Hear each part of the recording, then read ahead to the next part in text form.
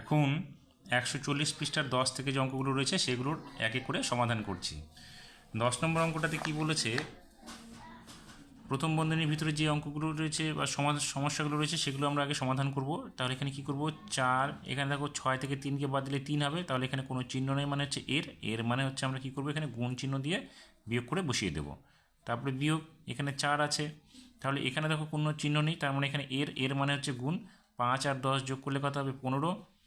এবার যোগ 6 গুণ 8, এখানে দেখো কোনো চিহ্ন নেই, তার মানে এখানে হবে কি এর অথবা গুণ, তাহলে 7 থেকে 2 বাদ দিলে এখানে হবে 5।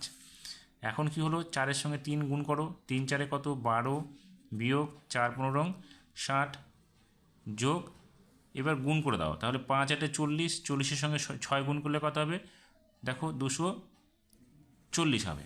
এখন 12 থেকে তো আমরা 60কে বিয়োগ করতে পারবো না, তাহলে আমরা কি করব, প্রথমে 12 যোগ 240 করব, তারপরে এখানে বিয়োগ করব 60। তাহলে 12-এর সঙ্গে 240কে যোগ করলে কত হবে, এখানে 252 হবে, বিয়োগ 60।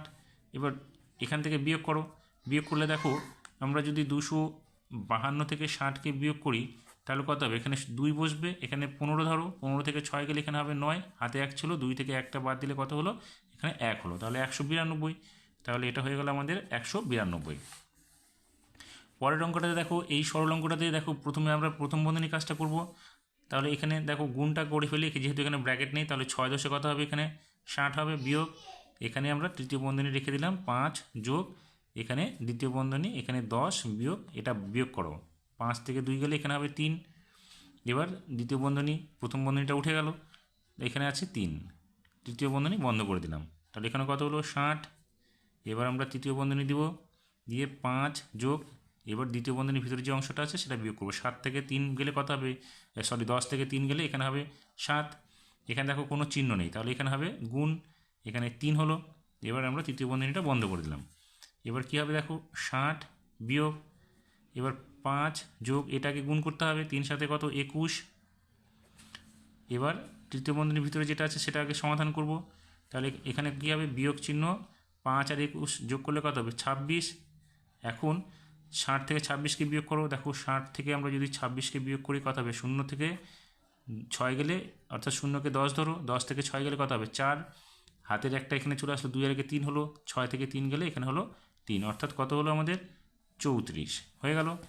এবার 12 নম্বর প্রশ্নটাতে কি বলেছে দেখো, অঙ্কিতা ও অলোক 8টা তরমুজ নিয়ে বাজারে গিয়েছে, একটি তরমুজ 40 টাকা করে বিক্রি করেছে, সব তরমুজ বিক্রি করে যত টাকা পেল দুজনে সমান ভাগে ভাগ করে নিল, প্রত্যেকে কত টাকা করে নিল গণিতের ভাষায় প্রকাশ করে সরল করি।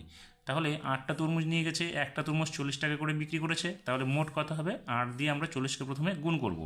এবার গুণ করে যে টাকাটা পাবো, গুণফলটা হবে, সেটা আমরা কী করব, দুজনে যেহেতু ভাগ করেছে তাহলে সেই গুণফলটাকে আমরা 2 দিয়ে ভাগ করে দেবো, সেটাই হবে আমাদের উত্তর।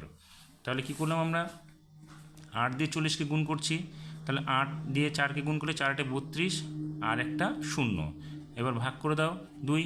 এবার দেখো 320 টাকা, 320 টাকাকে 2 দিয়ে ভাগ করলে কত হবে, 160 হবে, অর্থাৎ আমাদের উত্তরটা কী দাঁড়ালো, যে 160 টাকা করে প্রত্যেকে ভাগ করে নিল। তাহলে প্রত্যেকে 160 টাকা করে নিল। এটা যেহেতু প্রশ্নের উত্তর, তাহলে প্রশ্নটার উত্তর আমাদের লিখতে হবে, প্রশ্নের অঙ্ক যেহেতু। এবার 13 নম্বর প্রশ্নটাতে কি বলেছে, 13 নম্বর প্রশ্নের দুটো অঙ্ক আছে, ক এবং খ, সেখানে বলেছে কোনটি ঠিক কোনটি ভুল আমাদের দেখাতে হবে। তাহলে আমরা কি করলাম দেখো, এখানে 3 গুণ 9 সমান চিহ্ন 9 গুণ 3 আছে, তাহলে এইটা আমাদের ঠিক কিনা ভুল আমরা দেখতে হবে। তাহলে আমরা কি করব, 3 নং কত, এখানে হবে 27, আর এদিকে কত হবে 3 নং 27 হবে, তাহলে দেখো দুই দিকেই 27 27 করে আছে, অর্থাৎ এটা ঠিক হয়েছে। তাহলে আমরা এখানে লিখব কি, ঠিক। আবার এটার ক্ষেত্রে দেখো কি হয়েছে, এটার ক্ষেত্রে হচ্ছে দেখো 3 দিয়ে 3কে 9 দিয়ে ভাগ করতে হবে, তাহলে 3 দিয়ে 9কে ভাগ করা মানে 3/9, আর এখানে 9কে 3 দিয়ে ভাগ করতে হবে, তাহলে কত হবে, 9কে 3 দিয়ে ভাগ করে এখানে 3 হবে, তাহলে দুটো কি একই রকম হলো না, তাহলে এটা হলো আমাদের ভুল। এইভাবে আমাদেরকে এই অঙ্কগুলোর সমাধান এক এক করে করতে হবে।